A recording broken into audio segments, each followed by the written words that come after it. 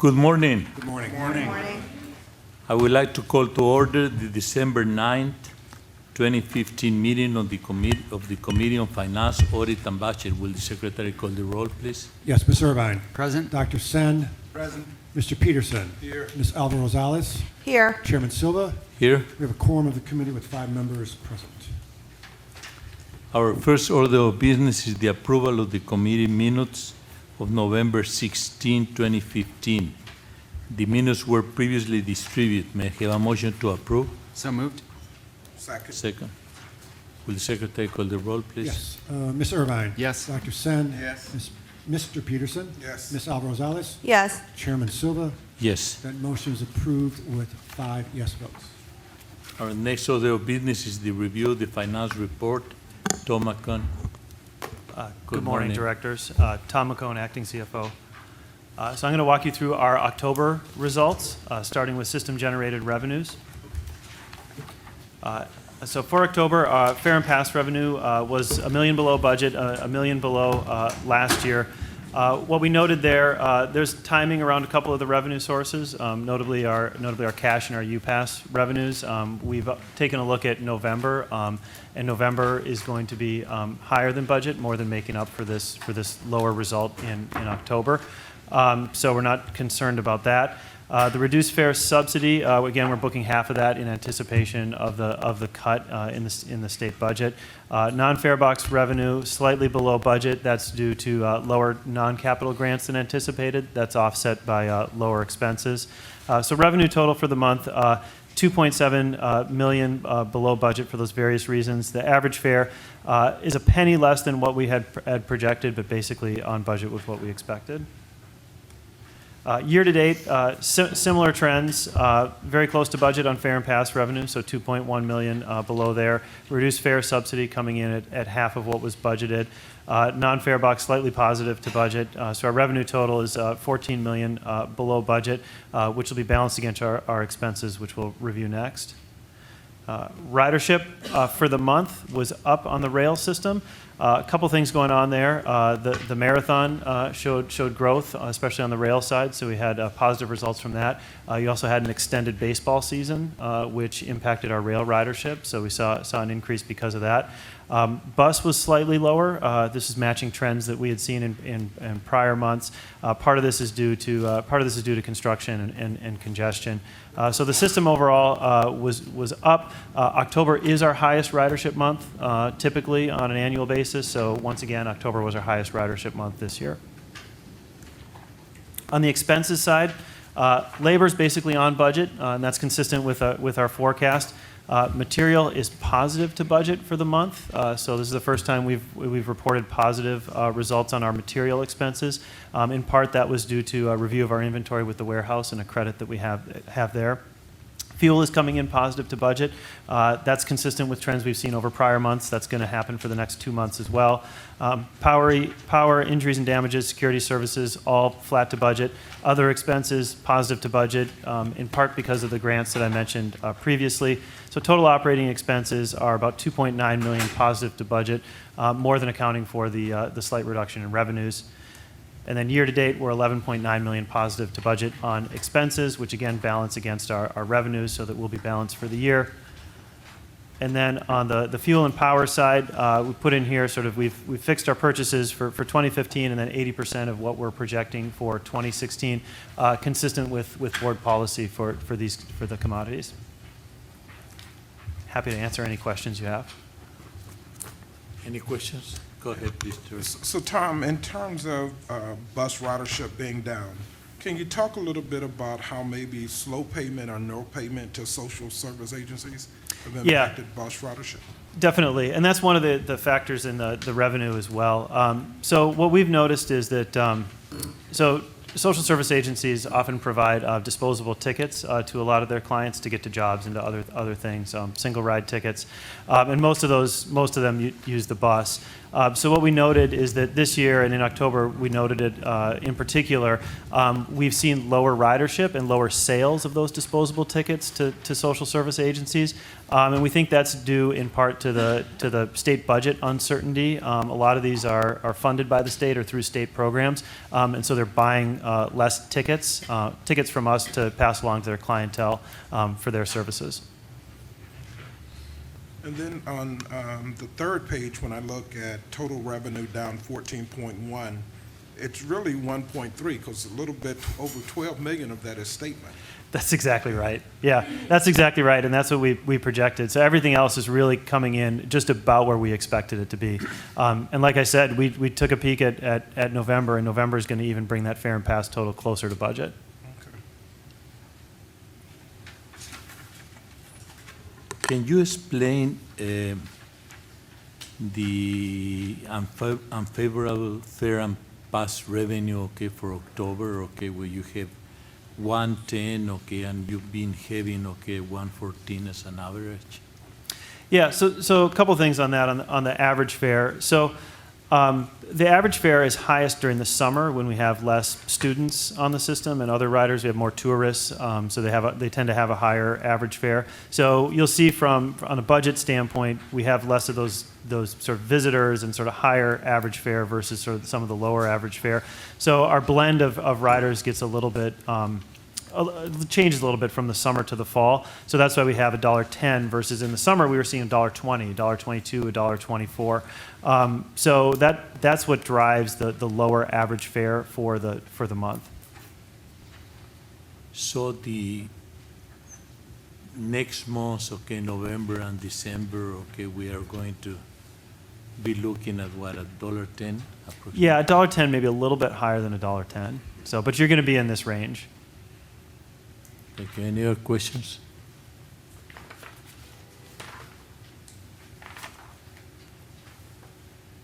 Talk to me about the investment income. So investment income, let's go back. It's in the other revenue. It's in the more detailed memo that I provide to you guys. It's been positive to budget. Part of what we've done is we've, consistent with our investment policy, we've adjusted our strategy and invested more long-term. So rather than having everything short-term, we're taking advantage of the fact that we have a cash balance that can support longer-term investments. So we've gone from, getting a couple basis point returns to getting 50, 60 basis point returns on our investment income. So, and that's been strategic. We've looked at, when and where we need the cash, how quickly we're getting our reimbursements, and invested that in areas where we can get a higher return because we're sort of looking longer out. So, investing in things that have a higher return, that have a And is that little bit longer sustainable, investment. or do we have some cycles there, okay, where we're not going to have enough? No, it's that level of investment sustainable. Obviously, the growth will sort of level out, right? Because you're not going to be able to continue to invest longer and longer because you're investing your cash that you need for either for capital or for operating. But this level will be sustainable. Any other questions? Mr. McCone did a brilliant job yesterday. I'm speechless. I second Yes. that. It's a productive briefing. Thank you. Okay, let's just talk a little bit about the fuel. Mhm. Okay, I mean, we keep seeing, okay, the prices of fuel, okay, coming down. And we have contracted, what, 80% at Yes. a lower price? Okay, so we're taking advantage of So- 20% only? Yeah. So what we've done on fuel, and again, consistent with our board policy for these commodities, we've forward purchased now 80% of our projected volume for 2016, and we did this as we took advantage of the lower prices in the market. So this year we're buying fuel at about $3 a gallon, or we had been for the first part of the year.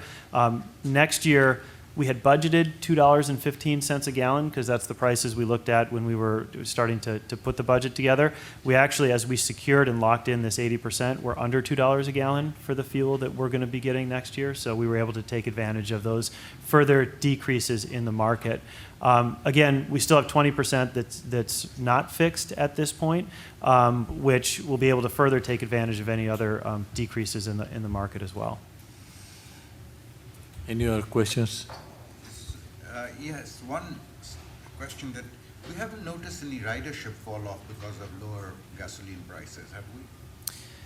Ridership is always influenced by a number of factors. So, I would say that, so going back to ridership here, the rail system, again, has been strong all year. That hasn't changed, hasn't changed one bit as gas prices have changed. Bus is impacted by a myriad of factors, street congestion, construction, everything that, you can think of that would affect the bus. It really, since we've looked at it and prices really started dropping over a year ago, the factor that fuel plays in this seems to be a lot less than some of these other factors that are related to the service, which is why, we're making investments in speeding up the service and in the new equipment, because those things seem to matter a lot more than the actual price of fuel does. Any other questions? There are no more questions. Thank you. Thank you. Tom. Our next order of business is the review of two items. An ordinance authorizing a lease of retail concession space located at 1117 West Granville Avenue, Chicago, Illinois, Red Line, and an ordinance authorizing a lease of retail concession space located at 19 North Dearborn Street, Chicago. Carol, good morning. Good morning, Carol Moore, your Chief Planning Officer. So the first lease would be with Granville Donuts, Inc., which is owned by Mr. Kareem Koja. It would be operated as a Dunkin' Donuts. He already operates Dunkin' Donuts at the Loyola Red Line Station, at the Kimball Brown Line Station, at Fullerton, and also the Lake Red Station. The initial rent is just over $45,000 with a 3% annual escalation. It's a 10-year lease with 2 5-year options. We did receive 3 bids for the space, and Granville Donuts was the highest bidder with $57 per square foot, which is above the minimum suggested rent range of $35 to $55 per square foot. The second lease is owned by Mr. Jodem Torres. It's for space in the Washington Blue Line Station. He will operate the space as a coffee and pastry shop. This will be his 6th location at CTA. He was the highest bidder at $60 per square foot, again above the minimum suggested rent. The initial annual rent will be $10,800 with a 3% annual escalation, 10-year lease with 2 5-year options. I'd be happy to take any questions. Any questions? I was a little surprised that the rental at West Granville, which I know very well, is near my neighborhood, and downtown is about the same. Any explanation for that? Well, there's a little bit of a difference in the traffic in front of those spaces. So the Washington space, first of all, hasn't received any recent renovations, and also it's in the subway mezzanine, so the traffic is generally just the riders. The Granville space is visible to the street, and you may recall the 2012 Red Line North Stations project did some renovations to the exterior of that space. So it has, new windows. It was tuck pointed, and it looks, very well from the street. So we think that those improvements help to drive the rent up. Any other questions? If there are no further questions, I ask to leave these 2 items on the omnibus. So moved. Second? Our next order of business is the review of an ordinance authorizing acceptance of a zoning bonus contribution pursuant to the City of Chicago zoning ordinance, Red Line. Carol? So this ordinance would allow CTA to enter into an escrow agreement with Cedar Property LLC to accept an infrastructure bonus under the Chicago zoning code. Cedar Property LLC is seeking approval from the city for a planned development for the property located at 1118 State Street. It's North State Street. It includes an 18-story hotel with ground floor commercial space. They want to include a floor area bonus in exchange for a contribution to the CTA of approximately $597,000, which we would use for capital improvements. The proposed capital improvements will include some combination of artwork to be placed in the new Division LaSalle and Clark Division entrances to the Red Line, and also track work in the vicinity of the station. I'd be happy to take any questions. Any questions? Is this a normal operation, okay, the way that we do this?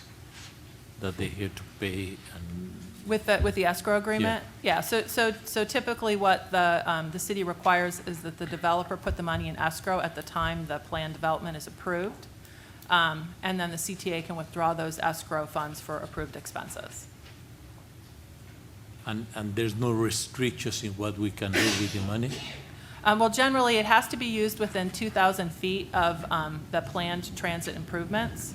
So that's why here we're specific. It's, you know, artwork in the new Clark and Division Station, which did not include artwork as part of the project, as well as some additional track work in that area. It's the 2,000-foot restriction is what guides us. Thank you. Any other questions? If there are no further questions, may I have leave to place this item of the omnibus for approval? So moved. Second. Our next order of business is an ordinance authorizing renewal of a lease agreement with the City of Chicago for property for a bus turnaround located at West Peterson Avenue and North Pulaski Road. Carol? So the CTA utilizes a piece of city-owned land at West Peterson Avenue and North Pulaski Road as a bus turnaround for the northern end of the number 53 Pulaski bus route. The current lease expires on January 31st, 2016, and we're recommending entering into a new lease with the city. The lease has a 10-year term, and the total rental rate is $1 for the 10 years. That's good negotiation. That's a good deal. Very good. Any questions? No, just a comment that most of your negotiations look very, very good. Thank Good- you. Good job, yeah.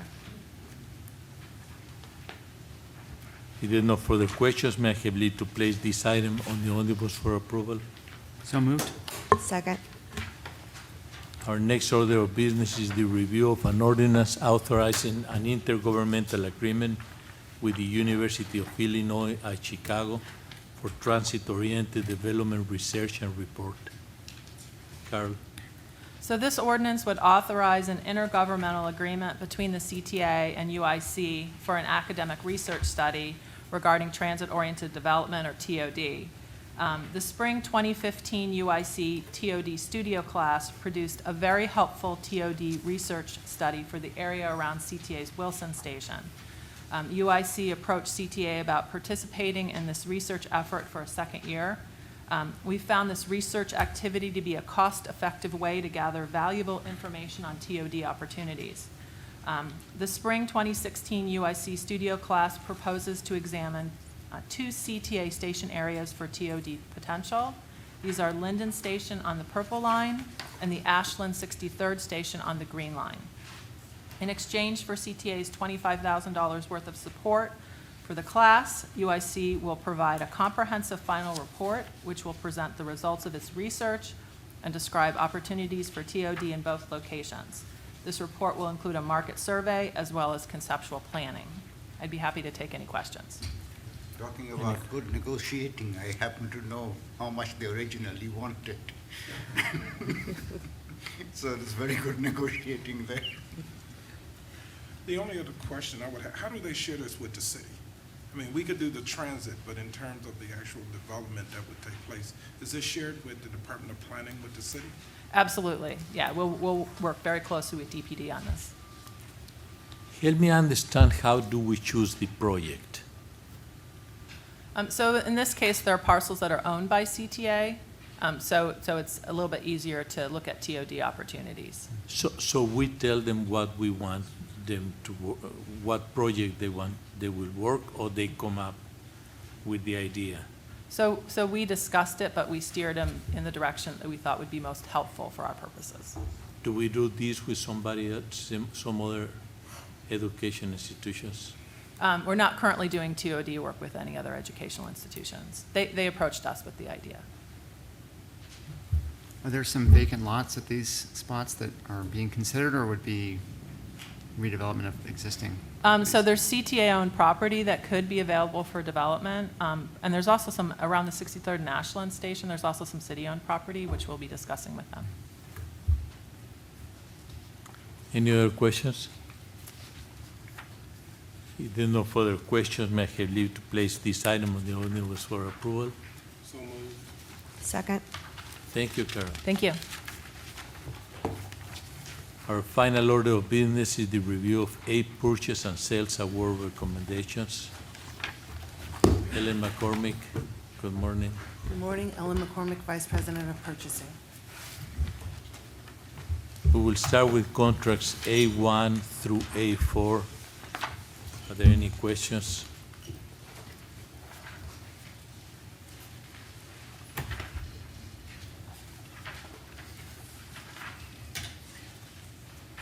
I have a question in the A4.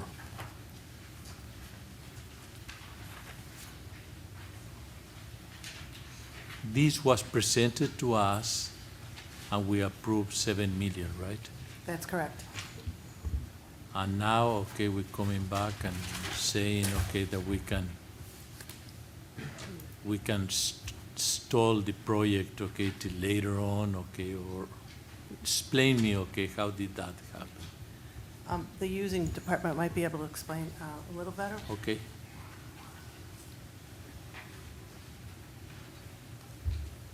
But it's my understanding that we originally went out for the $7 million project for the MIMS, and here's Robert Smith. Okay. Good morning. My name is Robert Smith, Chief Operating Officer, Chief Transit Officer for the CTA. And we have software that can help us manage our maintenance fleet, rolling stock, and we also have one for facility. And we've had an opportunity to review the project that we brought to you in July and found that based upon our analysis that we believe it's not a good time now to bring those two together. We have under N4, which is a software that we use to manage our facility fleet. We believe that it's robust enough to do what we need for the next foreseeable future. I'm aware of that and in agreement with that, and so is Chris Rochelle over on the facility side. We are continuing with our MIMS upgrade, which deals with our rolling stock, and we're good with that as well. And we believe with the savings of over $5 million, close to $5.6 million, all rolled up together, that it's an opportunity for us to review this again in the future when it may be more, we'd have more information to work with. My question is, okay, why did we bring it in the first place? Well, I think there was a thought under the previous leadership that there was a economy of scale relative to this software. And I think as Robert and his team came in and looked for savings and looked for intelligent development, they rightly realized that there was some on the existing software that could be developed in a more cost-effective way.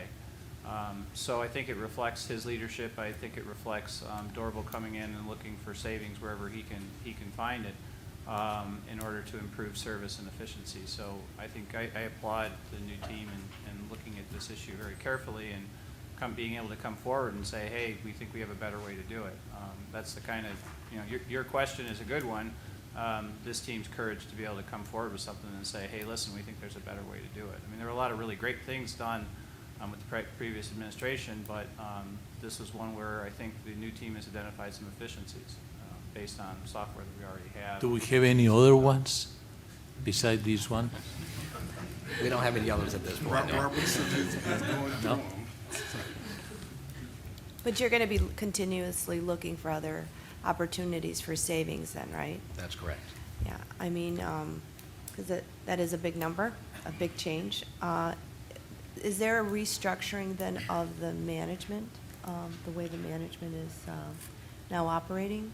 Is it, because I think before there was a consolidation under one person, and now you've split that up somewhat, is that correct?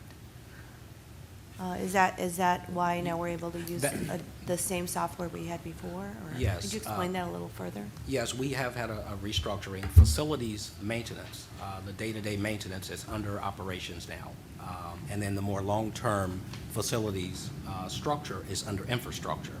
And that's not, so we have had a recent organizational change, and we think this works well for us now.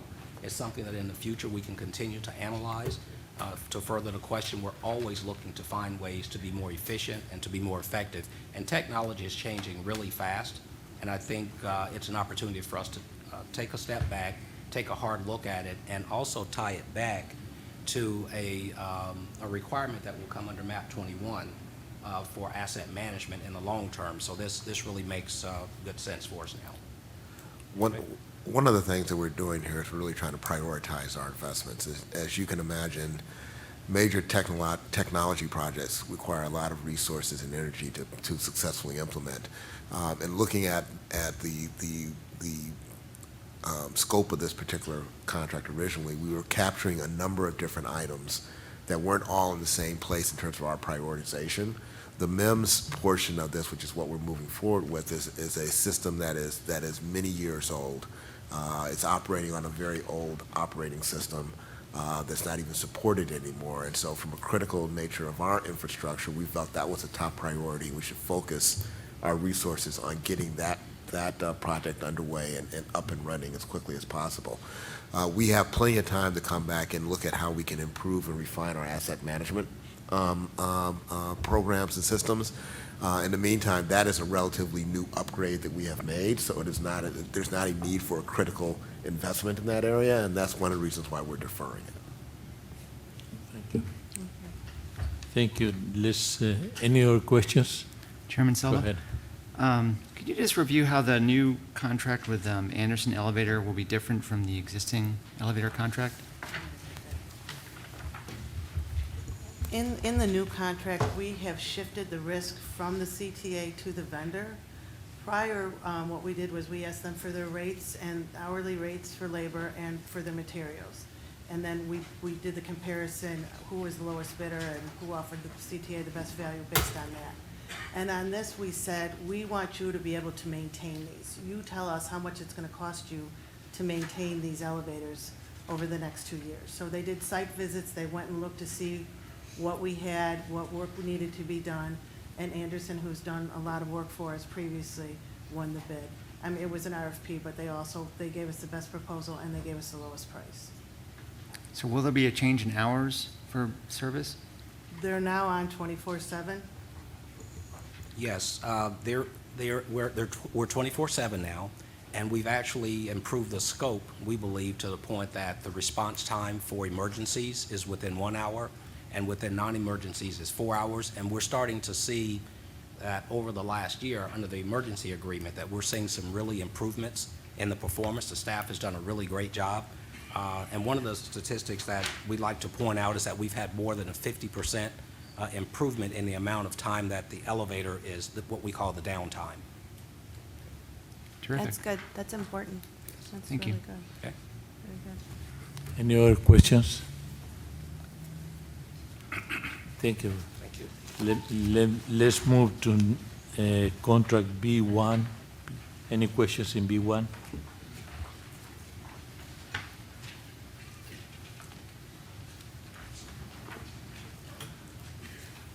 No question. Let's move to C1.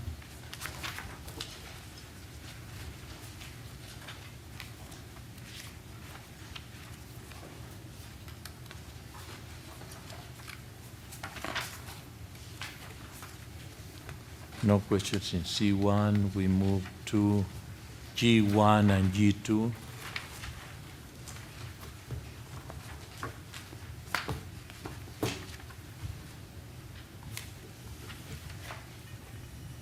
The G2 is part, Correct. It goes hand in hand with the prior. is kind of hard with the other one. Right, so now we're just reducing the number of licenses we need. Any questions?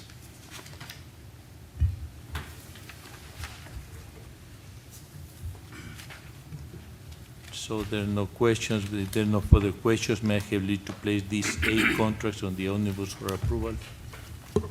So moved. Second. Since there is no further business to come before this committee, may I have a motion to recommend board approval of the omnibus? So moved. May I have a second? Will the secretary call the roll, please? Yes, Mr. Irvine? Yes. Dr. Sen? Yes. Mr. Peterson? Yes. Ms. Alva Rosales? Yes. Chairman Silva? Yes. That motion is approved with 5 yes votes. May I have a motion to adjourn? So moved. We are adjourned.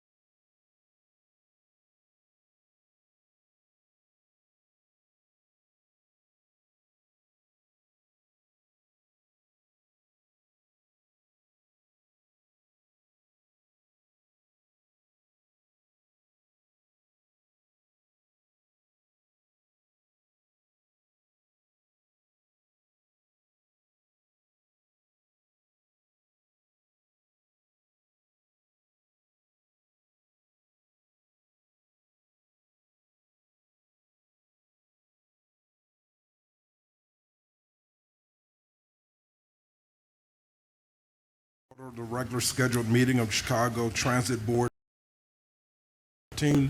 Would the secretary call the roll? Yes, Ms. Irvine? Here. Dr. Sen? Here. Ms. Alva Rosales? Yes. Mr. Silva? Yes. Chairman Peterson? Yes. We have a quorum of the board with 5 members present. Thanks, Greg. The next order of business today is public comment. It is my understanding, Greg, that there are no public comment today. That's correct, sir. Thanks. The next order of business today is the approval of the November 16, 2015 board minutes that were previously distributed. I will now entertain a motion to approve the minutes of the regular board meeting of November 16. Move it. Second. Ms. Irvine? Yes. Dr. Sen? Yes. Ms. Alva Rosales? Yes. Mr. Silva? Yes. Chairman Peterson? Yes. That motion is approved with 5 yes votes. Thanks, Greg. Although not listed on the agenda, it is my understanding, Karen, that we will have an executive session today. Yes, Chairman, we will have a short executive session pursuant to Section 2C1 of the Open Meetings Act. Thank you, Karen. I'll now entertain a motion to recess into executive session for the reasons so stated by council. So moved. Mr. Irvine? Yes. Dr. Sen? Yes. Ms. Alva Rosales? Yes. Mr. Silva? Yes. Chairman Peterson? Yes. That motion is approved with 5 yes votes, and we're recessed into executive session.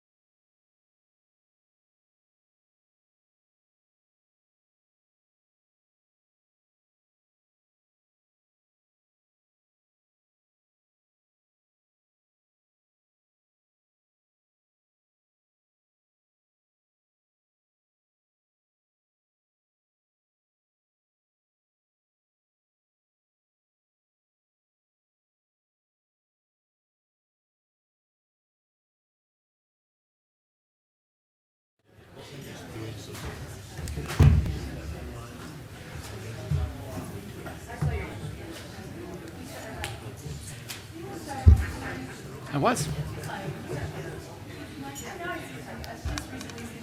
Yeah. A lot of CTA people.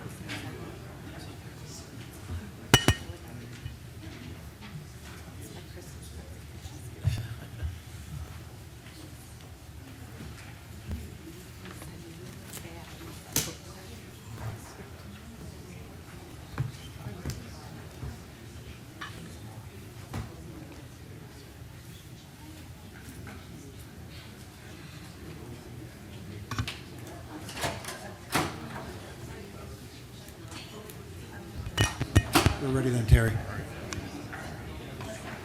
I now entertain a motion to return to open session. So move. Second?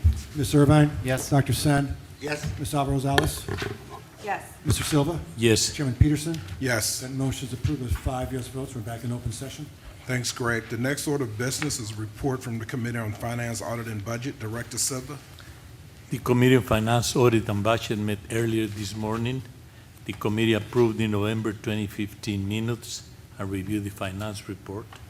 The committee also reviewed and recommended for board approval the following items: 2 ordinances authorizing 2 leases of retail concession space, one at 1117 West Granville Avenue on the Red Line, and the other at 19 North Dearborn Street on the Blue Line, both in Chicago.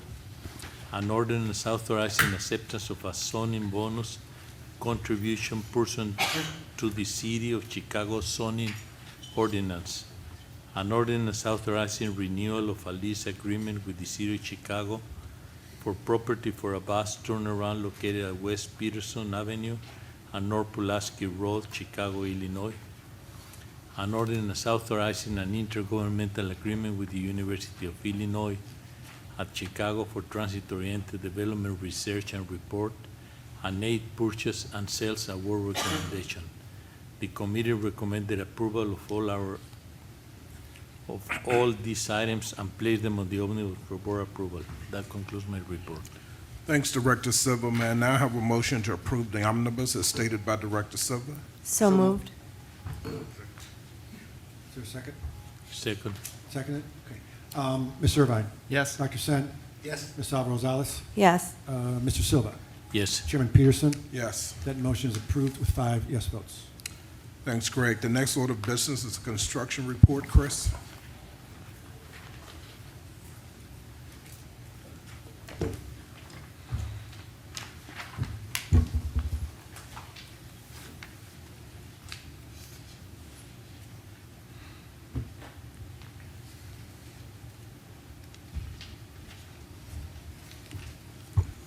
Chris Bouchel, your Chief Infrastructure Officer. Today's presentation includes a traction power project, Kimball, Princeton, and State, where we're really in the final commissioning stages of this project. You won't see pictures of exterior renovations anymore generally to those substations. You'll see pictures of the equipment finally being installed and commissioned. 95th Street Terminal Improvement Project, the Wilson Transfer Station, Track Structure and Reconstruction Project.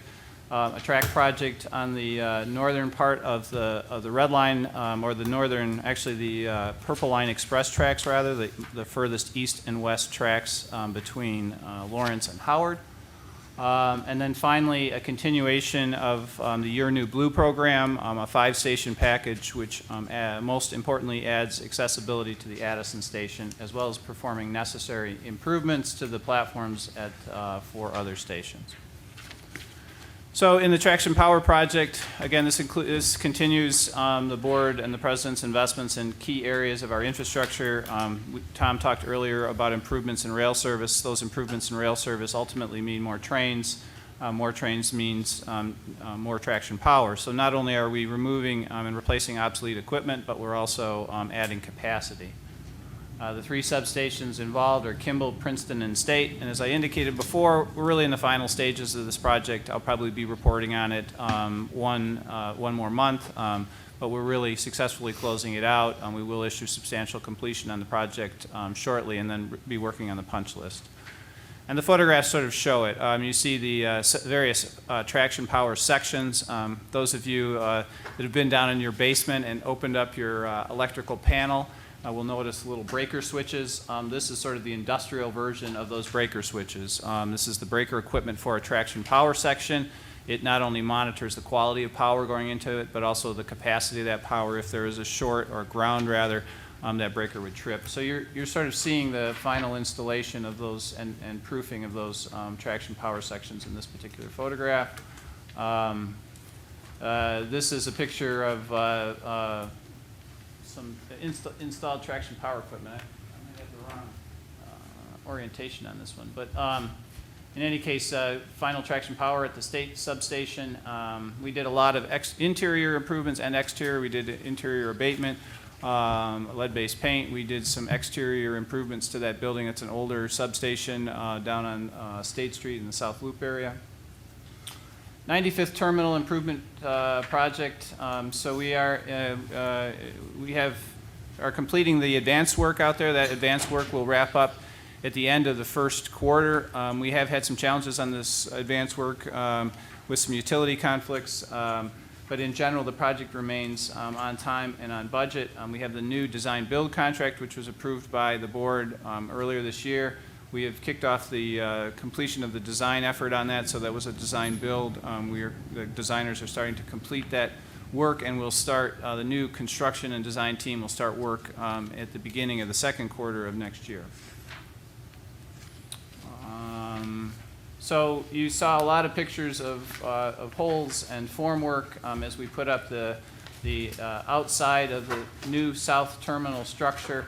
On the west side, now you're seeing some photographs of us installing the same thing on the east side. So I apologize for the redundancy, but I still want to show you the progress. You can see across the Dan Ryan here, the new outside of the terminal foundations, and then the construction on the west side, and the construction of those same foundations on the east side. We will, under the new contract, subsequently be installing some footings in between this area in our own right-of-way, and then you'll start to see the structure of the new terminal emerge on top of that. You can see this is from the west side facing east. You can see the termination of that wall and some of the final seating, landscaping that's taking place there. This is the north side of 95th, and part of the will eventually become the north terminal, and this was a jacking pit. I talked a little bit in a couple of my earlier presentations about needing to create a tunnel underneath 95th Street so that we could run cabling and other things, both for IDOT as well as for our own facilities there. So this is kind of the termination and completion of that effort. The Wilson Transfer Station continues on time and on budget. We look forward to a phase change where we complete track 1. That's the farther and westernmost track in the early part of next year, in the first quarter of next year. You can see from the photographs as well as the information in here the progress. This is the casting of what will eventually become the track bed to the north of the station. So the picture is kind of, the person who's taking the picture, their back is to the new platform. So there will be kind of two converging tracks, the westernmost track, and then the next one, that's track 1 and track 2. You can see the platform and the installation of the platform. So they're standing where the track is going to be, the workers that are in this photograph. Subsequently, we're now actually installing track. You'll see in the next month's report some pictures of that. In this picture, they're installing the precast panels that make the platform. And what I think is probably most important to notice in this photograph is what's different from the Wilson platform now. So the new Wilson station is a modern station which has platforms that are wide enough to support accessibility, most importantly, but also to support the types of egress widths that are required in modern stations for getting everyone out of that station safely in the course of some sort of emergency. So these platforms get wider. They also afford better lines of sight for our customers, which ultimately results in them feeling safer and understanding and seeing the train movement a little bit more, seeing next train arrival signs better and so forth. So what you're looking at really is a modern platform width that is really kind of the cornerstone of what this station and our investments are all about. Continuing to the track project, Purple Line Express tracks. So these are the far east and west tracks. They were some of the, they had some of the highest slow zones on our system prior to this project.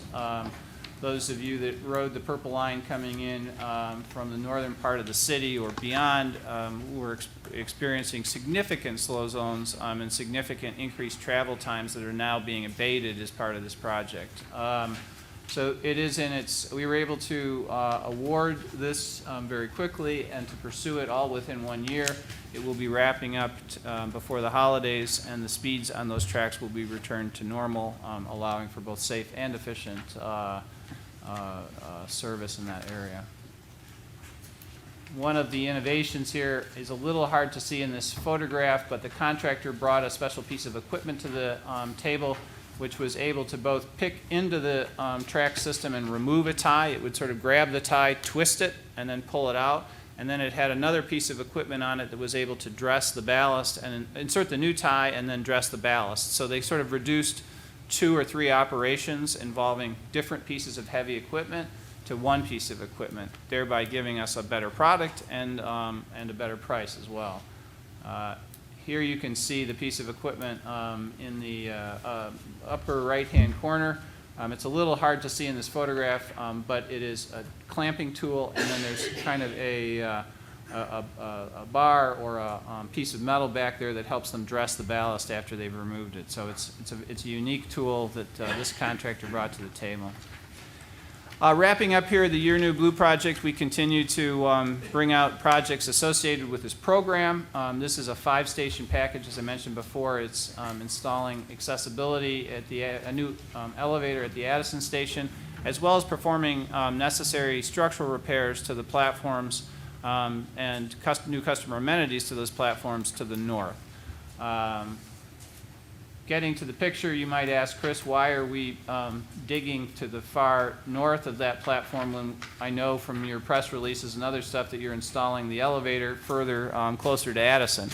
Well, to that I would say that this project, when we install that elevator, it takes a fair amount of space in that platform, every foot of which is needed by our brethren in operations to berth the train. So as we install a new element further to the south here near the head house, which you see back by the bridge at Addison, you have to extend the platform. So the first piece of work you do is to extend that platform. You see here some of the preliminary work doing that, where we had to relocate components of the signal system. If you were to go to that station now, either take a ride on the train or drive by, you would see that we've started those foundations and we're constructing that platform and the canopy above it. And that's kind of the sequencing of this project. We will, as this work continues, also begin to go to the next stations further down the line. There will be some customer impacts to this work, but we'll work with our media folks to announce that well in advance of the work. That concludes my report. All right, thanks, Chris. Any questions for Chris? All right, thanks. Greg, is there any new business to come before the board? Chairman, no, although Garland did say he wanted to point out to you those gold medals around their neck. They remind Excellent, me of the excellent. Jamaican relay team. They've got so many of them. I think it's for volunteering, correct? He said it was the, The marathon and 5K turkey trot, it was in Northern Meadows last weekend, on Thanksgiving weekend. Oh, good. well, congratulations to both of you. Congratulations, excellent, excellent. To everyone else, I'd just like to say happy holidays to you and look forward to seeing you as a board in 2016. Mr. Chairman. If there's no further business to come before the board, I now entertain a motion to adjourn. So move. All in favor, say aye. Aye. We're adjourned. Thank you.